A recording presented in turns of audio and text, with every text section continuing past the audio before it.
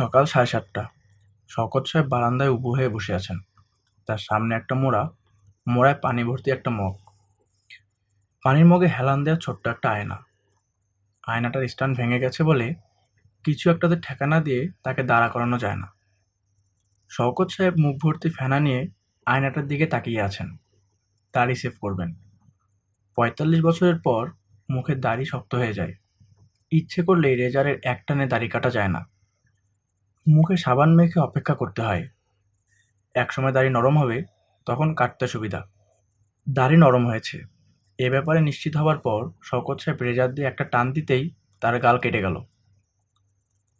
রক-টক মনে হয় কেটে গেছে। গল করে রক্ত বের হচ্ছে। শওকত সাহেব এক হাতে গাল চেপে বসে আছেন।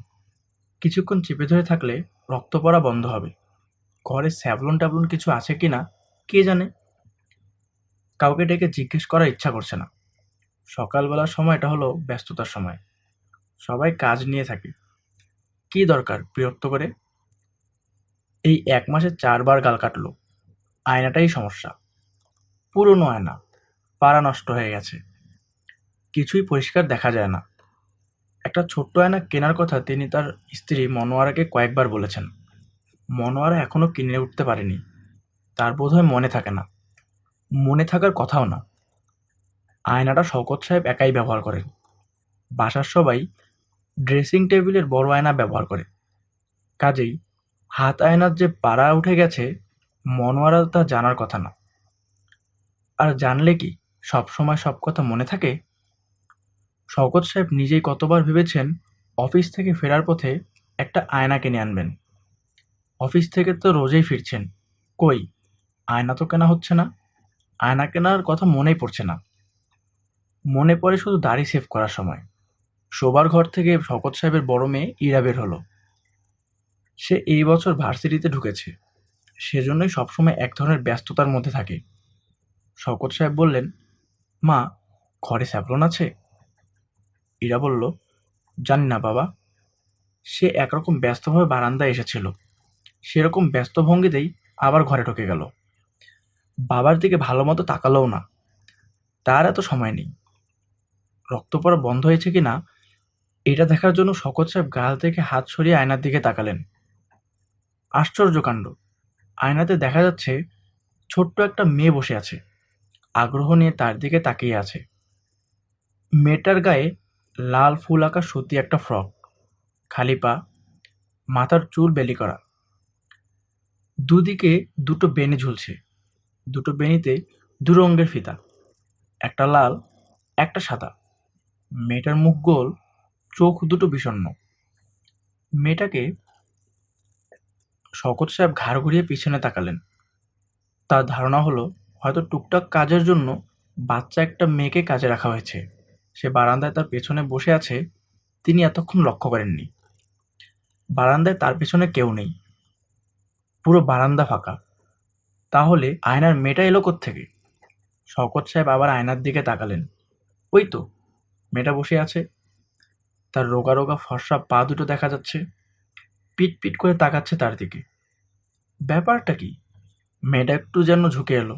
শওকত সাহেবকে অবাক করে দিয়ে মিষ্টি গলায় বলল, আপনার গাল কেটে গেছে, রক্ত পড়ছে। শওকত সাহেব আবারও ঘাড় ঘুরিয়ে পিছনের দিকে তাকালেন। না, কেউ নেই। তার কি মাথা খারাপ হয়ে যাচ্ছে? একমাত্র পাগলরাই উদ্ভট সব বিচিত্র ব্যাপার ট্যাপার দেখতে পায়। এই বয়সে পাগল হয়ে গেলে তো সমস্যা। চাকরি চলে যাবে। সংসার চলবে কিভাবে? শওকত সাহেব আয়নার দিকে তাকালেন না। আয়না হাতে ঘরে ঢুকে গেলেন। নিজের শোবার ঘরের টেবিলের আয়নাটা উল্টো করে রেখে দিলেন। একবার ভাবলেন ঘটনাটা তার স্ত্রীকে বলবেন। তারপরে মনে হলো, কি দরকার? সবকিছুই সবাইকে বলে বেড়াতে হবে তা তো না। তাছাড়া তিনি খুব স্বল্পভাষী। কারো সঙ্গেই তার কথা বলতে ভালো লাগে না। অফিসে যতক্ষণ থাকেন নিজের মনে থাকার চেষ্টা করেন। সেটা সম্ভব হয় না। অকারণে নানান কথা বলতে হয়। যতটা না কাজের কথা, তার চেয়ে বেশি অকাজের কথা। অফিসের লোকজন অকাজের কথাই বেশি পছন্দ করে। শওকত সাহেব ইস্টার্ন কমার্শিয়াল ব্যাংকের ক্যাশিয়ার। ক্যাশের হিসাব ঠিক রাখা, দিনের শেষে জমা খরচ হিসাব মেলানোর কাজটা অত্যন্ত জটিল। এই জটিল কাজ করতে গেলে মাথা খুব ঠান্ডা রাখা দরকার। অকারণে রাজ্যের কথা বলে মাথা ঠান্ডা থাকে না। কেউ সেটা বোঝে না। সবাই প্রয়োজন না থাকলেও তার সঙ্গে কিছু খিচুড়ি আলাপ করবেই। কি শওকত সাহেব, মুখটা এমন শুকনো কেন? ভাবির সঙ্গে ফাইট হয়েছে নাকি? আজকের শার্টটা তো ভালোই পরেছেন। বয়স মনে হচ্ছে 10 বছর কমে গেছে। রঙ্গে আছেন দেখি। শওকত ভাই দেখি চা খাওয়ান না। আপনার স্বভাবটা কাউটা ধরনের হয়ে গেছে। চাটা কিছুই খাওয়ান না। আজ ছাড়াছাড়ি নেই। এইসব অকারণ অর্থহীন কথা শুনতে শুনতে শওকত সাহেব ব্যাংকের হিসাব মেলান। মাঝে মাঝে হিসাবে গন্ডগোল হয়ে যায়, তার প্রচণ্ড রাগ ওঠে। পুরো হিসাব আবার গোড়া থেকে করতে হয়। মনের রাগ তিনি প্রকাশ করেন না।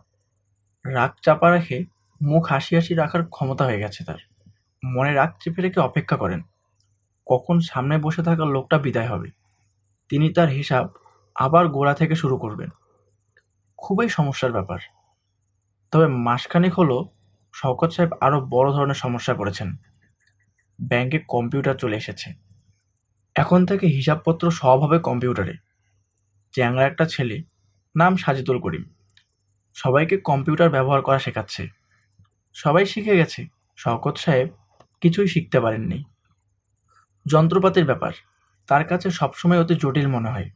সামান্য ক্যালকুলেটরও তিনি কখনো ঠিকমতো ব্যবহার করতে পারেন না। একটা বেড়াছেড়া হয়েই যায়। তাছাড়া যন্ত্রের উপর তার বিশ্বাস নেই। তিনি যত দায়িত্বর সঙ্গে একটা যোগ করবেন, যন্ত্র কি তা করবে? কেনই বা করবে? ভুলভ্রান্তি হলে বড় সাহেবের গালি খাবেন, তার চাকরি চলে যাবে। যন্ত্রের তো সেই সমস্যা নেই। যন্ত্রকে কেউ গালিও দেবে না বা তার চাকরিও চলে যাবে না। তারপরেও কেন মানুষ এত যন্ত্র যন্ত্র করে? কম্পিউটার তার কাছে অসহ্য লাগছে। অনেকটা টেলিভিশনের মতো একটা জিনিস, হিসাব নিকাশ সব পর্দায় উঠে আসছে। এমনিতেই টেলিভিশন তার ভালো লাগে না। বাসায় তিনি কখনো টেলিভিশন দেখেন না। যে যেটা অপছন্দ করে তার কপালে সেটাই জোটে। এটাই বোধহয় সত্যি। তিনি টিভি পছন্দ করেন না। এখন টিভির মধ্যে একটা জিনিস সবসময় তার টেবিলে থাকবে। অফিসে যতক্ষণ থাকবেন তাকে তাকিয়ে থাকতে হবে টিভির পর্দার দিকে। যে পর্দায় গান বাজনা বাজবে না, শুধু হিসাব নিকাশ হবে। কোনো মানে হয়? অফিস শুরু হয় 9টার সময়। শওকত সাহেব 9টা বাজার ঠিক 10 মিনিট আগেই অফিসে ঢোকেন। তার টেবিলে পিরিচে ঢাকা এক গ্লাস পানি থাকে। তিনি পানিটা খান। তারপর 3বার কুল হু আল্লাহ পড়ে কাজকর্ম শুরু করেন। এটা তার নিত্যদিনের রুটিন। আজ অফিসে এসে দেখেন কম্পিউটারের চ্যাংড়া ছেলেটা সাজিদুল করিম তার টেবিলের সামনে চেয়ারে বসে ভুরু কুঁচকে সিগারেট টানছে। পিরিচে ঢাকা পানির গ্লাসটা খালি। সাজিদুল করিম খেয়ে ফেলেছে নিশ্চয়ই। সাজিদুল করিম শওকত সাহেবকে দেখে উঠে দাঁড়ালো। হাসি মুখে বলল, স্যার, কেমন আছেন? ভালো আছি। আজ আপনার জন্য সকাল সকাল চলে এসেছি। ও আচ্ছা। জিএম সাহেব খুব রাগারাগি করছিলেন। আপনাকে কম্পিউটার শেখাতে পারছি না। আজ ঠিক করেছি সারাদিন আপনার সঙ্গেই থাকবো। শওকত সাহেব শুকনো মুখে বললেন, আচ্ছা। আমরা চা খাই, চা খেয়ে শুরু করি। কি বলেন স্যার? শওকত সাহেব কিছু বললেন না। বেল টিপে বেয়ারাকে চা দিতে বললেন। সাজিদুল করিম হাসি হাসি মুখে বলল, গতকাল যা যা শিখিয়েছিলাম সেসব কি স্যার আপনার মনে আছে? শওকত সাহেবের কিছুই মনে নেই। তবুও তিনি হাস্যসূচক মাথা নাড়লেন। একটা ছোটখাটো ভাইবা হয়ে যাক। স্যার বলুন দেখি, মেগাবাইট ব্যাপারটা কি? মনে নেই। র্যাম কি সেটা মনে আছে? না। মনে না থাকলে নাই, এটা এমন কিছু জরুরি ব্যাপার না। মেগাবাইট র্যাম সবই হচ্ছে কম্পিউটারের মেমোরির একটা হিসাব। এক একজন মানুষের যেমন স্মৃতিশক্তি থাকে অসাধারণ, আবার কিছু কিছু কম্পিউটারের স্মৃতিশক্তি থাকে সাধারণ মানের। মেগাবাইট হচ্ছে স্মৃতিশক্তির একটা হিসাব। মেগা হলো 10⁶, আর বাইট হলো 10⁶ র্যাম হচ্ছে র্যান্ডম অ্যাক্সেস মেমোরি। স্যার, বুঝতে পেরেছেন? শওকত সাহেব কিছুই বোঝেননি। তারপরে বললেন, বুঝতে পারছি। একটা জিনিস খেয়াল রাখবেন, কম্পিউটার হলো আয়নার মতো। আয়নার মতো? হ্যাঁ স্যার, আয়নার মতো। আয়নাতে যেমন হয়। আয়নার সামনে যা থাকে তাই আয়নাতে দেখায়, কম্পিউটারও তাই। কম্পিউটারকে আপনি যা দেবেন সে তাই আপনাকে দেখাবে। নিজে থেকে বানিয়ে সে কিছুই দেখাবে না। তার সেই ক্ষমতা নেই। বুঝতে পেরেছেন? হ্যাঁ স্যার, এখন আসুন মেমোরি এবং হার্ড ডিস্ক এই দুইয়ের ভেতরের পার্থক্যটা আপনাকে বুঝিয়ে বলি। আমার কথা মন দিয়ে শুনছেন তো? হ্যাঁ, শওকত সাহেব আসলে মন দিয়ে কিছুই শুনছেন না। আয়নার কথায় তার নিজের আয়নার কথা মনে পড়ে গেছে। ব্যাপারটা কি? আয়নার ভেতরে ছোট মেয়েটা এলো কিভাবে? মেয়েটা কি? তার নাম কি? চোখ পিটপিট করে তার দিকে তাকাচ্ছিল। বেয়ারা চা নিয়ে এসেছে। শওকত সাহেব চায়ের কাপে অন্যমনস্ক ভঙ্গিতে চুমুক দিচ্ছেন। সাজিদুল করিম বলল, স্যার, আপনি কি কোনো কিছু নিয়ে চিন্তিত? না তো। তাহলে আসুন, কম্পিউটারের ফাইল কিভাবে খুলতে হয় তা আপনাকে বলি। শুধু মুখে বললে হবে না, হাতে কলমে দেখাতে হবে। হার্ড ডিস্ক হলো আমাদের ফাইলিং ক্যাবিনেট।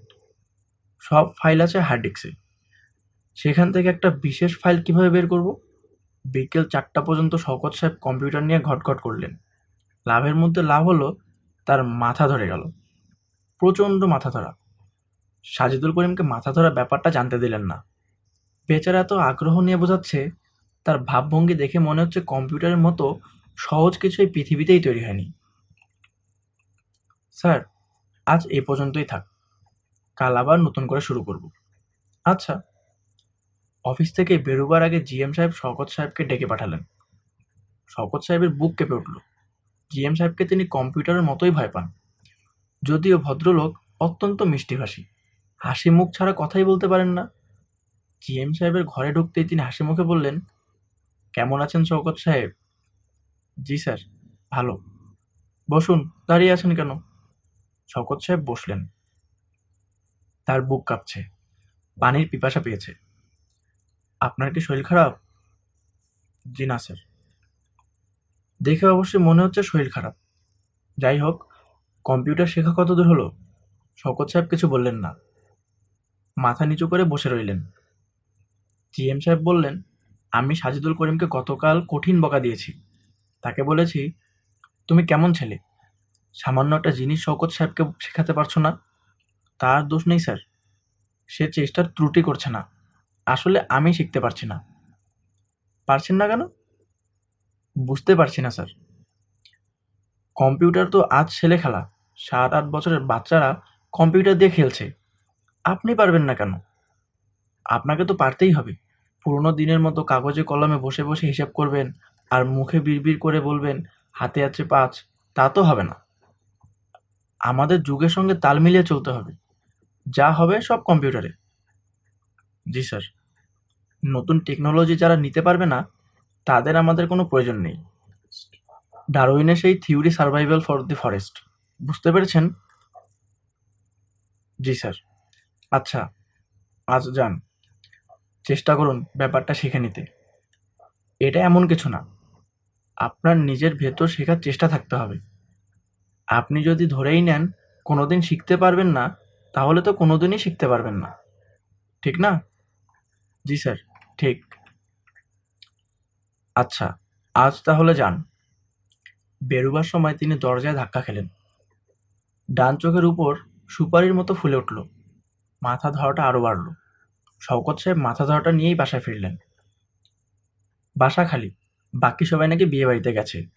ফিরতে রাত হবে, আবার না ফেরার সম্ভাবনাও আছে। কার বিয়ে শওকত সাহেব কিছুই জানেন না। তাকে কেউ কিছু বলেনি, বলার প্রয়োজন মনে করেনি। তিনি হাত মুখ ধুয়ে বারান্দায় ইজি চেয়ারে চোখ বন্ধ করে রইলেন।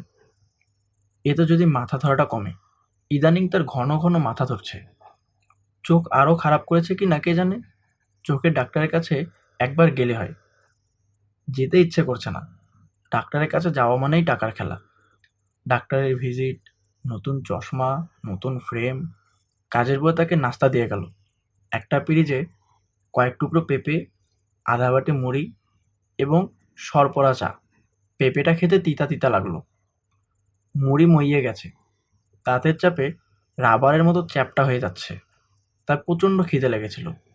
তিনি তিতা পেঁপে এবং মিয়ানোনা মুড়ি সবটা খেয়ে ফেললেন। চা খেলেন। গরম চা খেয়ে মাথা ধরাটা কমবে ভেবেছিলেন, কমল না, কারণ চা গরম ছিল না।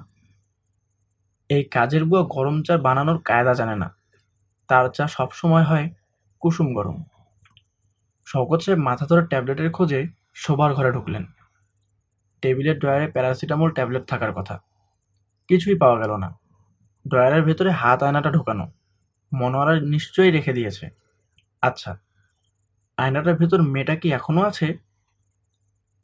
শওকত সাহেব আয়নাটা হাতে নিলেন, অস্বস্তি নিয়ে তাকালেন। আশ্চর্য, মেয়েটা তো আছে। আগের বার বসেছিল, এখন দাঁড়িয়ে আছে, আগের ফ্রকটাই গায়ে। মেয়েটা খুব সুন্দর তো, গাল, মুখ, মায়া মায়া চেহারা। বয়স কত হবে?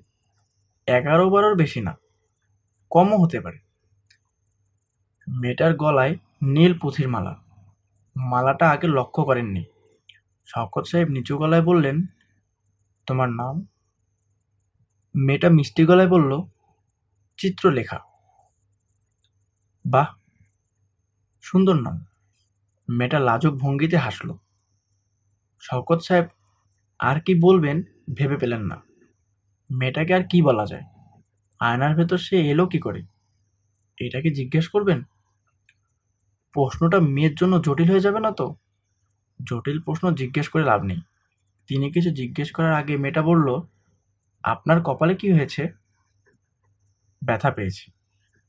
জিএম সাহেবের ঘর থেকে বেরোবার সময় দরজায় ধাক্কা খেলাম। খুব বেশি ব্যথা পেয়েছেন? খুব বেশি না।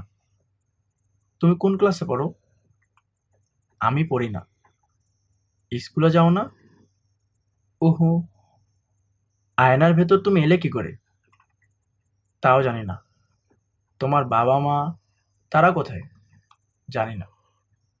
তোমার মা বাবা আছেন তো? আছেন না? জানি না। তুমি কি একা থাকো? হুম। শওকত সাহেব লক্ষ্য করলেন মেয়েটা কেঁপে কেঁপে উঠছে, বুকের উপর দুটি হাত আড়াআড়ি করে রাখা। মনে হয় তার শীত লাগছে, অথচ এটা চৈত্র মাস। শীত লাগার কোনো কারণ নেই। তিনি নিজে গরমে সিদ্ধ হয়ে যাচ্ছেন। মাথার উপরে ফ্যান ঘুরছে, তার বাতাসটা পর্যন্ত গরম। কাঁপছো কেন? শীত লাগছে কি? হুম, এখানে খুব শীত। তোমার কি গরম কাপড় নেই? না। তোমার কি একটাই জামা? হুম। আমাকে তুমি চেনো? চিনি। আমি কে বলো তো? তা বলতে পারি না। আমার নাম জানো? আপনি তো আপনার নাম বলেননি, জানবো কিভাবে? আমার নাম শওকত, শওকত আলী। ও আচ্ছা। আমার 3 মেয়ে। ছেলে নেই? না, ছেলে নেই। আপনার মেয়েরা কোথায় গেছে? বিয়ে বাড়িতে গেছে। কার বিয়ে? কার বিয়ে আমি ঠিক জানি না, আমাকে বলেনি। আপনার মেয়েদের নাম কি? বড় মেয়ের নাম ইরা, মেজোটার নাম সোমা, সবচেয়ে ছোটটার নাম কল্পনা। ওদের নামের কোনো মিল নেই কেন? সবাই তো মিল দিয়ে দিয়ে মেয়েদের নাম রাখে। বড় মেয়ের নাম ইরা বলে মেজোটার নাম হয় মীরা, ছোটটার নাম হয় নীরা। ওদের মা নাম রেখেছে, মিল দিতে ভুলে গেছে।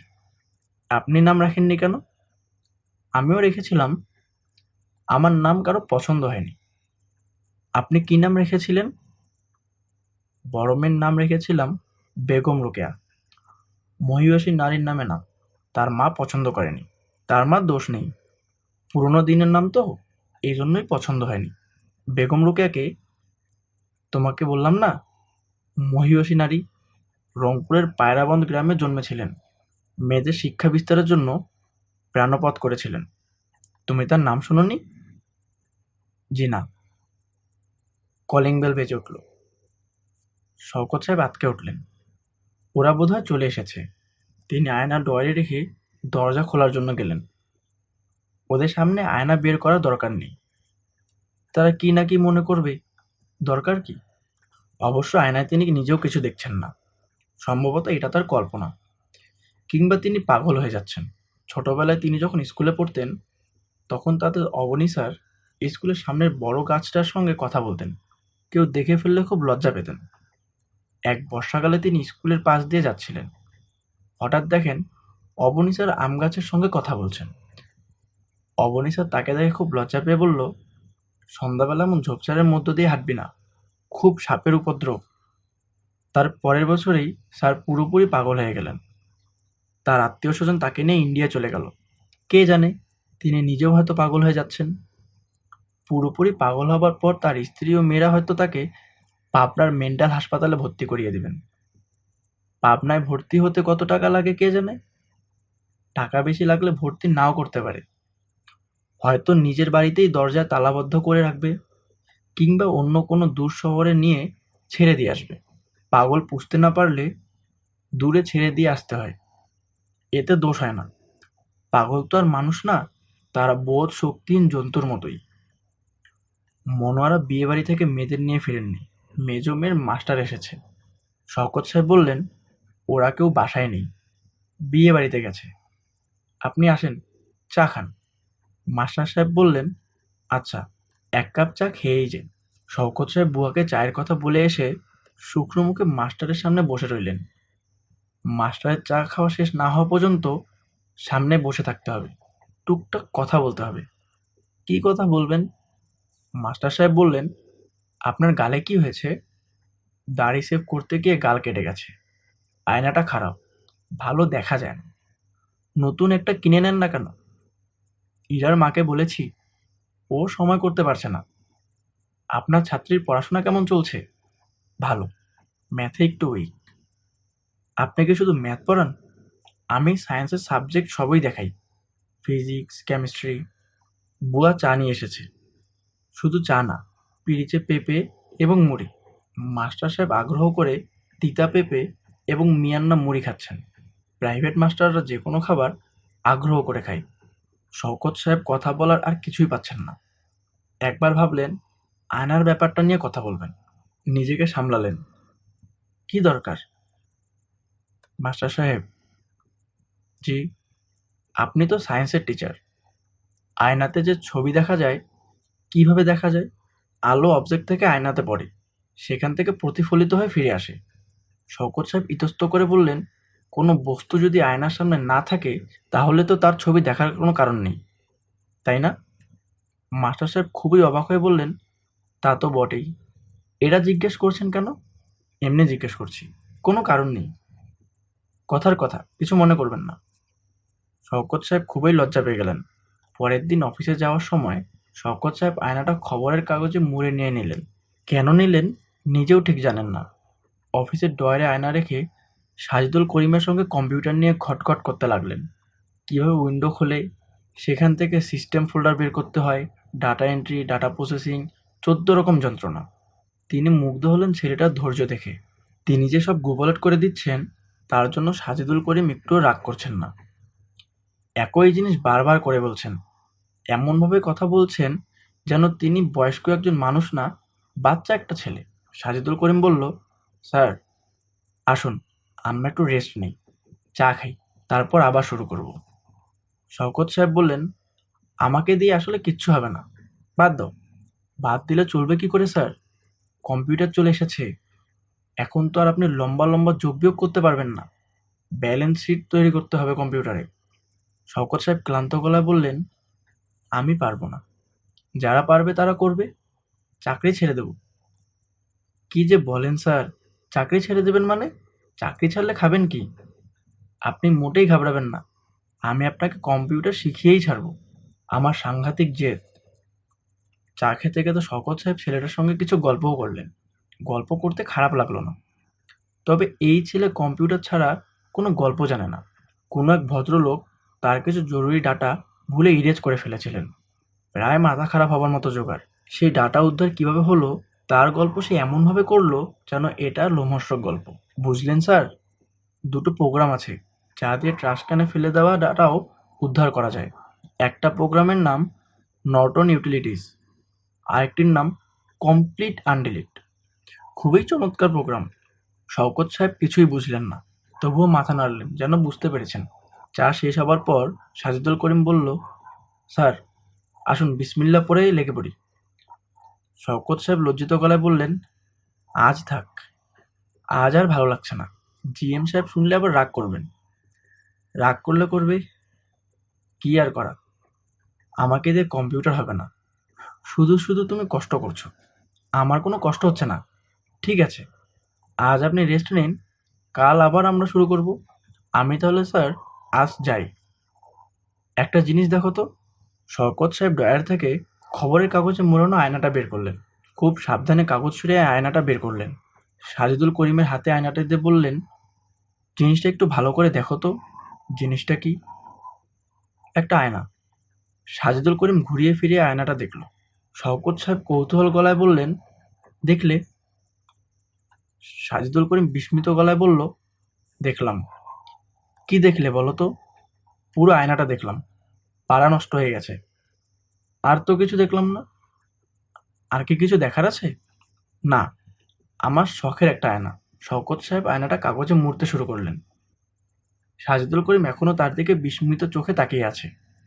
শওকত সাহেবের মনে হলো, তিনি ছোটবেলায় অবনী স্যারকে গাছের সঙ্গে কথা বলতে দেখে এইভাবেই বোধহয় তাকিয়েছিলেন। সাজিদুল করিম চলে যাবার পর তিনি তার দরজা বন্ধ করে দিলেন। আয়নাটা বের করলেন। ওই তো, মেয়েটাকে দেখা যাচ্ছে। মেয়েটাকে দেখে দুঃখী দুঃখী লাগছে। শওকত সাহেব মৃদু গলায় বললেন, কেমন আছো চিত্রলেখা?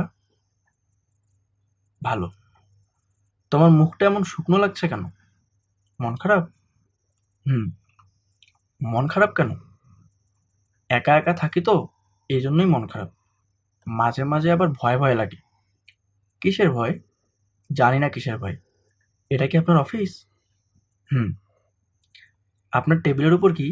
বাক্সের মতো। এটা হচ্ছে একটা কম্পিউটার। IBM computer. কম্পিউটার কি? একটা যন্ত্র। হিসাব নিকাশ করে। আচ্ছা শোনো না চিত্রলেখা, তোমার বাবা মা আছেন? জানি না তো। তুমি আজ কিছু খেয়েছো? না। তোমার খিদে লেগেছে? হুম। তুমি যেখানে থাকো সেখানে কোনো খাবার নেই? না। জায়গাটা কেমন? জায়গাটা কেমন জানি না, খুব শীত। শওকত সাহেব দেখলেন মেয়েটা শীতে কাঁপছে। পাতলা সুতির জামায় শীত মানছে না। তিনি কি করবেন বুঝতে পারলেন না। এই শীতার্ত ও ক্ষুধার্ত মেয়েটার জন্য তিনি কী বা করতে পারেন। তিনি দীর্ঘ নিঃশ্বাস ফেলে আয়নাটা কাগজে মুড়ে ড্রয়ারে রেখে দিলেন। তার নিজেরও খিদে লেগেছে। বাসা থেকে টিফিন ক্যারিয়ারে করে খাবার এনেছেন। কোনো উপায় আছে কি মেয়েটাকে খাবার দেওয়ার? আরে কি আশ্চর্য! তিনি এসব কি ভাবছেন? আয়না যা দেখছেন সেটা মনের ভুল ছাড়া আর কিছুই না। এটাকে গুরুত্ব দেওয়ার কোনো কারণ মনে হয় না। আসলে আয়নাটা দেখাই তার উচিত না। তিনি টিফিন ক্যারিয়ার নিয়ে অফিসের ক্যান্টিনে খেতে গেলেন, কিন্তু খেতে পারলেন না। বারবার মেয়েটার শুকনো মুখের কথা মনে পড়ল। তিনি হাত ধুয়ে উঠে পড়লেন। বাসায় ফিরতে ফিরতে সন্ধ্যা হয়ে গেল। সাধারণত অফিস থেকে তিনি সরাসরি বাসায় ফেরেন। আজ একটু ঘুরলেন। সোহরাওয়ার্দী উদ্যানের বেঞ্চিতে বসে রইলেন। তার ভালোই লাগলো। ফুরফুরে বাতাস দিচ্ছে, চারদিকে গাছপালা। কেমন শান্তি শান্তি ভাব। দুপুরে কিছু খাননি বলে খিদাটা এখন জানান দিচ্ছে। বাদামওয়ালা বুট বাদাম বিক্রি করছেন। এক ছটাক বাদাম কিনে ফেলবেন নাকি? কত দাম এক ছটাক বাদামের? তিনি হাত উঁচিয়ে বাদামওয়ালাকে ডাকলেন। তারপরেই মনে হলো বাচ্চা একটা মেয়ে না খেয়ে আছে। তার মনটা খারাপ হয়ে গেল। বাদাম না কিনেই তিনি বাসার দিকে রওনা হলেন। বাসায় ফেরা মাত্র তাকে নাস্তা দেওয়া হলো। তিতা পেঁপের টুকরো, মিয়ান্না মুড়ি। মনে হয় অনেকগুলি তিতা পেঁপে কেনা আছে এবং টিন ভর্তি মিয়ান্না মুড়ি আছে। এগুলো শেষ না হওয়া পর্যন্ত তাকেই খেতে হবে। ঘরের ভেতর থেকে হারমোনিয়ামের শব্দ আসছে। অপরিচিত পুরুষ নাকি খালি গলায় সারে গামা করছে। ইরার গলাও পাওয়া যাচ্ছে। ইরা গান শিখছে নাকি? সারেগা রেগামা গামাপা মাপাধা পানিসা। মনোয়ারা চায়ের কাপ নিয়ে শওকত সাহেবের সামনে রাখতে রাখতে বললেন, ইরার জন্য গানের মাস্টার রেখে দিলাম। সপ্তাহে 2 দিন আসবে। 1500 টাকা সে নেয়। বললে কই 1000 করেছি। তবলচিকে দিতে হবে 300। মেয়েটারে তো শখ। তোমাকে বললে তো কিছু হবে না। কার কি শখ, কি ইচ্ছা, তুমি কিছুই জানো না। যা করার আমাকেই করতে হবে। শওকত সাহেব নিঃশব্দে চায়ের মুখে চুমুক দিলেন। 1000 যোগ 300, 1300। বাড়তি 1300 টাকা কোত্থেকে আসবে? সামনের মাস থেকে বেতন কমে যাবে। প্রেভিডেন্ট ফান্ড থেকে 10,000 টাকার লোন নিয়েছিলেন। সামনের মাস থেকে 500 টাকা করে কাটা শুরু হবে। উপায় হবে কি? তিনি কম্পিউটার শিখতেও পারছেন না। সত্যি সত্যি যদি এই বয়সে চাকরি চলে যায় তখন? মনোয়ারা বললেন, সোমাদের কলেজ থেকে স্টাডি ট্যুরে যাচ্ছে, তার 1000 টাকা দরকার। তোমাকে আগে ভাগে বলে রাখলাম। কি কথা বলছো না কেন? শওকত সাহেব স্ত্রীর দিকে তাকিয়ে ফ্যাকাশে ভাবে হাসলেন, কিছু বললেন না। তোমার সঙ্গে বসে যে দুটো কথা বলবো সে উপায় তো নাই। মুখ সেলাই করে বসে থাকবে। আশ্চর্য এক মানুষের সঙ্গে জীবন কাটালাম। মনোয়ারা উঠে গেলেন। ঘরের ভিতর থেকে এখন গানের কথা ভেসে আসছে। মনে হচ্ছে ওস্তাদ টিচার প্রথম দিনেই গান শেখাচ্ছেন। তুমি বাসো কিনা তা আমি জানি না, ভালোবাসো কিনা তা আমি জানি না, আমার কাজ আমি বন্ধু করিয়া যে যাব, চিন্তা হইতে আমি চিতানলে যাব। শওকত সাহেব একা একা বসে আছেন। রাতের ভাত খাবার ডাক না আসা পর্যন্ত একাই বসে থাকতে হবে। আয়নাটা বের করে মেয়েটার সঙ্গে দুটো কথা বললে কেমন হয়? কেউ এসে দেখে না ফেললেই হলো। দেখে ফেললে সমস্যা। কেমন আছো চিত্রলেখা? জি ভালো আছি। কে গান গাচ্ছে? আমার বড় মেয়ে ইরা। ইরা? হ্যাঁ, ইরা। তোমার দেখে নাম মনে আছে? মনে থাকবে না কেন? আমার সবারই নাম মনে আছে। ইরা, সোমা, কল্পনা। আপনাকে দেখে মনে হচ্ছে আপনার খুব মন খারাপ। আপনার কি হয়েছে? কিছুই হয়নি রে মা। শওকত সাহেবের গলা ধরে এলো। দিনের পর দিন তার মন খারাপ থাকে।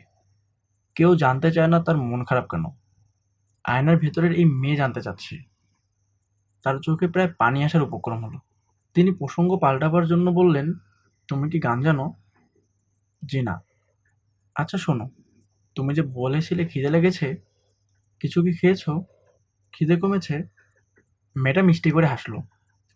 মজার কোনো কথা বলেছে এমন ভঙ্গিতে বলল, আপনি কি যে বলেন, খাবো কি করে? আমাদের এখানে কি কোনো খাবার আছে? খাবার নেই? না, কিছুই নেই। এটা একটা অদ্ভুত জায়গা। শুধু আমি একা থাকি। কথা বলার কেউ নেই, শুধু আপনার সঙ্গেই কথা বলি। শওকত সাহেব লক্ষ্য করলেন মেয়েটা আগের মতো দুহাত বুকের উপর রেখে থরথর করে কাঁপছে। তিনি কোমল গলায় বললেন, শীত লাগছে মা? লাগছে। এখানে খুব শীত। যখন বাতাস দেয় তখন প্রচণ্ড শীত লাগে। আমার তো শীতের কাপড় নেই, এই একটাই ফ্রক। দুঃখে শওকত সাহেবের চোখে প্রায় পানি এসে গেল। তখন মনোয়ারা বারান্দায় এসে দাঁড়ালেন। শীতল গলায় বললেন, আয়না হাতে বারান্দায় বসে আছো কেন? কল্পনার পাশে বসে তার পড়াটা দেখিয়ে দিলেও তো হয়। সব বাবারাই ছেলেমেয়েদের পড়াশোনা দেখিয়ে দেয়। একমাত্র তোমাকে দেখলাম অফিস থেকে এসে বটগাছের মতো বসে আছো। বাবার কিছু দায়িত্ব তো পালন করবে। শওকত সাহেব আয়নাটা রেখে কল্পনার পড়া দেখানোর জন্য উঠে দাঁড়ালেন। সাজুদুল করে মসাদ্দ সাধন করেছে। শওকত সাহেবকে কম্পিউটার শিখিয়ে ফেলেছে। কি স্যার, বলিনি আপনাকে শিখিয়ে ছাড়বো? শওকত সাহেব হাসলেন। তার নিজের এখনো বিশ্বাস হচ্ছে না তিনি ব্যাপারটা ধরে ফেলেছেন। সাজেদুল করিম বলল, আর কোনো সমস্যা হবে না।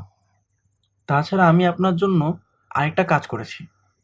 প্রতিটি স্টেপ কাগজে লিখে এনেছি। কোনো সমস্যা হলে কাগজটা দেখবেন। দেখবেন সব পানির মতো পরিষ্কার। Thank you. আর স্যার, আমার ঠিকানাটা কাগজে লিখে গেলাম। কোনো ঝামেলা মনে করলেই আমার বাসায় চলে আসবেন। আচ্ছা বাবা, তুমি অনেক কষ্ট করেছো। আপনার অবস্থা দেখে আমার স্যার মনটা খারাপ হয়েছিল। রাতে দেখি ঘুম আসে না। তখন একের পর এক স্টেপগুলি কাগজে লিখলাম। সারা রাত চিন্তা করলাম কিভাবে আপনাকে বোঝালে আপনি বুঝবেন। শওকত সাহেবের চোখে প্রায় পানি আসার উপক্রম হলো। তিনি ভেবে পেলেন না এরকম অসাধারণ ছেলে পৃথিবীতে এত কম জন্মায় কেন।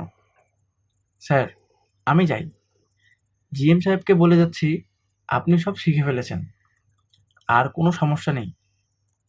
আরেকটা কথা স্যার, কম্পিউটারকে ভয় পাবেন না। কম্পিউটার হচ্ছে সামান্য একটা যন্ত্র, এর বেশি কিছু না। শওকত সাহেবের চোখে এইবার সত্যি সত্যি পানি চলে এলো। ছেলেটা যেন চোখের পানি দেখতে না পায় সেজন্য অন্যদিকে তাকিয়ে রইলেন। মনে মনে ঠিক করলেন আজ অফিস থেকে ফেরার পথে ছেলেটার জন্য একটা উপহার কিনবেন। দামি কিছু না, সেই সামর্থ্য তার নেই, তবু কিছু কিনে তার বাসায় গিয়ে তাকে দিয়ে আসবেন। একটা কলম বা এই জাতীয় কিছু। 200 টাকার মধ্যে 200 টাকার মধ্যে কলম না পাওয়া গেলে সুন্দর কিছু গোলাপ, তার সঙ্গে 500 টাকা আছে টেবিলের ড্রয়ারের খামের ভেতর রাখা। শওকত সাহেব 175 টাকা দিয়ে একটা ওয়াটারম্যান কলম কিনলেন। তারপর কোনো কিছু না ভেবেই চিত্রলেখার জন্য একটা সোয়েটার কিনে ফেললেন। গরমের সময় বলেই ভালো ভালো সোয়েটার সস্তায় বিক্রি হচ্ছিল। সোয়েটার কিনতে 340 টাকা খরচ হয়ে গেল। সাদা জমিনের উপর নীল ফুল আঁকা, সিনথেটিক উল। দোকানদার বলল, সিনথেটিক হলেও আসল উলের বাবা। শুধু সোয়েটার গায়ে দিয়েই তুন্দ্রা অঞ্চলের বরফের চাইয়ের উপর শুয়ে থাকা যায়।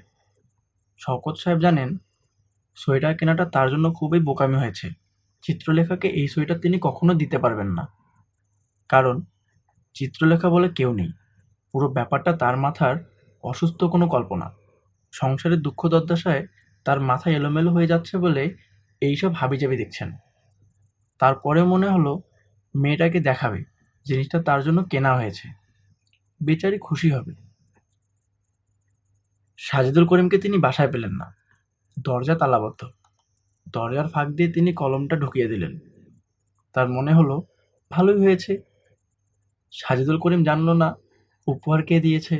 মানুষের সবচেয়ে ভালো লাগে অজানা কোনো জায়গা থেকে উপহার পেতে। শওকত সাহেব গভীর আনন্দ নিয়ে বাসায় ফিরলেন। আজকের পেঁপে খেতে আগের মতো তিতে লাগলো না। চাটাও খেতে ভালো হয়েছে। তিনি মনোয়ারাকে আরেক কাপ চা দিতে বলে ড্রয়ার থেকে আয়না বের করতে গেলেন। আয়না পাওয়া গেল না। ড্রয়ারে নেই, টেবিলের উপরেও নেই, বাথরুমেও নেই, বারান্দায়ও নেই। তিনি পাগলের মতো আয়না খুঁজছেন। মেয়েরা কেউ কি নিয়েছে? তিনি মেয়েদের ঘরে ঢুকে টেবিলের বইপত্র এলোমেলো করতে শুরু করলেন। ইরা বলল, বাবা তুমি কি খুঁজছো? আয়নাটা খুঁজছি। আমার একটা হাত আয়না ছিল না, ওই আয়নাটা। ওই আয়না তুমি কোথাও খুঁজে পাবে না।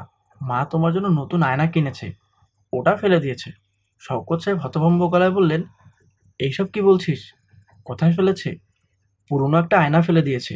তুমি এরকম কেন করছো বাবা? শওকত সাহেব বিড়বিড় করে কি যেন বললেন। কিছু বোঝা গেল না। ইরা ভয় পেয়ে তার মাকে ডাকলো। মনোয়ারা এসে দেখেন শওকত সাহেব খুব ঘামছেন। তার কপাল বেয়ে ফোঁটা ফোঁটা ঘাম পড়ছে।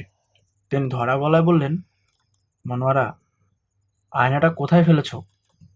রাত 11টা বাজে। বাসার পাশে ডাস্টবিন হাতড়াচ্ছেন।